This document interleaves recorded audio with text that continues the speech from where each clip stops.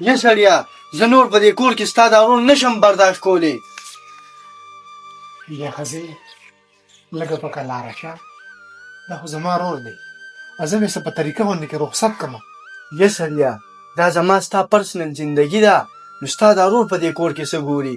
او پاتې شو د طریقې خبره، نو بعضې نیم سړی په طریقه باندې نه پوهېږي، دې د دې مټه ونیسه او سپکې د دې کوره وباسه.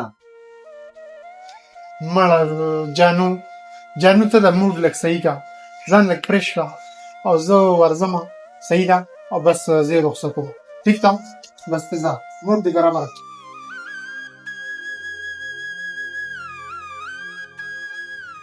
مهرانه تا زمونږ د خبرې واورېدې کو؟ او بیجانه ما ټولې خبرې ستاسو واورېدې. مهرانه تا د خبرې ټولې واورېدې؟ نو چې ټولې خبرې تا واورېدې مهرانه، نو زمونږ خو ځان له زندګي ده او ستا ځان له زندګي ده، نو ته ځان له څه غم ولې نه کوې؟ د کمې پورې به دلته د زمونږ سره پاتې کېږي، په تا د خبرې اثر ولې نه کېږي؟ بیجانه بابي به ما ته ډېر شي خبرې کولې، خو هغې به ما باندې اثر نه کو. ما وی زه د خپل ورور داسې نشم پرېښودی، خو چې تا صرف دا یو لیم خبره وکړه که نه، نو هغې په ما باندې ډېر زیات اثر وکړو. زه به اوس تاسو نه د همیشه دپاره د دې کور نه لاړ شمه. ښه ته لکه زمونږ ټولې خبرې زما او د ټبر هغه ته واورېدې، چې څوک پرسنل کې خبرې کي که نه، نو د هغوی خبرې اورېدل چې دا ښه خبره نه ده، خو بس ټیک ده. صحیح ده بیجانه، زه د همیشه دپاره ته دې ځای نه لاړم.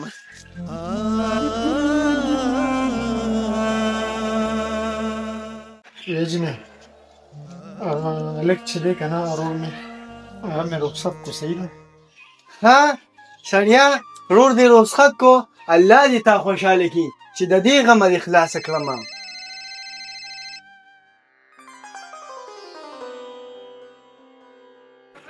السلام علیکم ډاکټر صاحب، ښه یې جي؟ برابر یې؟ ښه جي ښه ښه، ریزلټ راغی؟ نو څه پوزیشن دی جي؟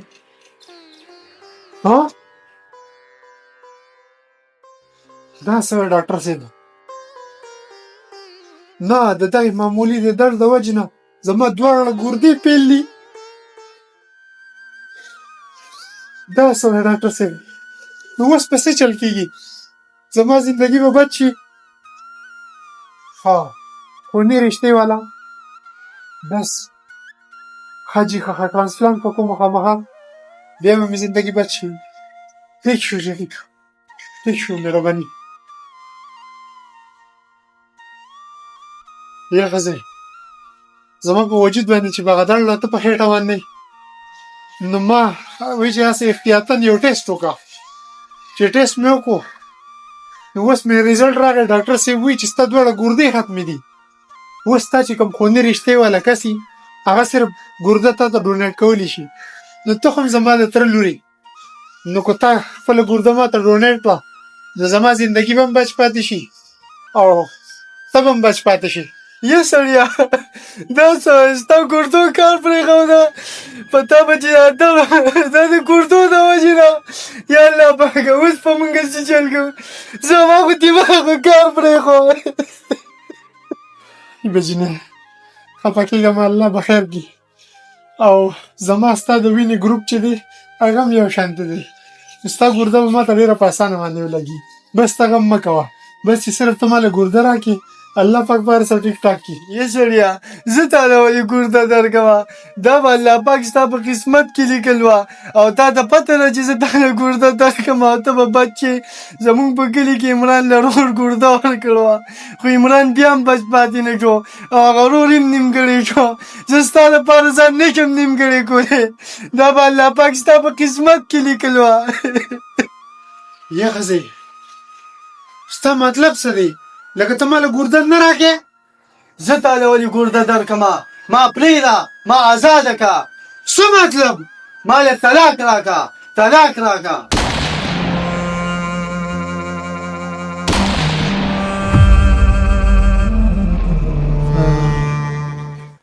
دا کوم ځای دی؟ دا کوم ځای دی؟ مشره بې حوصلې کېږه مه، تاسو له مونږه د ګردې ټرانسپلانټ وکړو او ستاسو اپریشن کامیاب شو او ښه برابر ښه ټیک ټاک کې. زما ټرانسپلانټ وشو. ګرده ما ته چا ډونیټ کړه. یاره جی ګرده ستاسو ورور تاسو له درکړه او ماشاءالله هغه هم ښه برابر ټیک ټاک دی او تاسو هم ښه یې او ستاسو ورور ستاسو سره راغلی دی. مهرانه تا ماله ګرده راکړه. مهرانه ته د کومې خاورې نه جوړی؟ دا ما ستا سره څه وکړو؟ څومره بد مې سره وکړو، ته مې د کور راوباسلې. مهرانه دا تا زما سره څه وکړو؟ زما دپاره تا خپل ژوند په دا وانې ولګوه، دومره غټ ریسک دې واخیسته، خپله ګرده دې ماته راکړه. مهرانه دا ته د کومې خاورې نه جوړی؟ بایجانه د مشر ورور مثال خو د پلاري او که پلار خو د خپل زوی سره هر څومره بد وکړي خو په پلار باندې لږه سخته وي نو هغه زوی نشي برداشت کولی. تاسو ته چې ما وکتو نو په تاسو باندې ډېره زیاته سخته وه نو ما دا ریسک واخیستو تاسو له مې ګرده درکړه. تاسو خو زما د پلار په ځای باندې یې. کتونکو بالکل د خپلو ښځو هم خیال ساتئ، خو هسې نه چې د خپلو ښځو د وجې تاسو خپل وروڼه په عذاب کې. که دا ویډیو مو خوښه شوې وي نو زیات نه زیات شیر کړئ، پیج فالو کړئ. د الله په امان.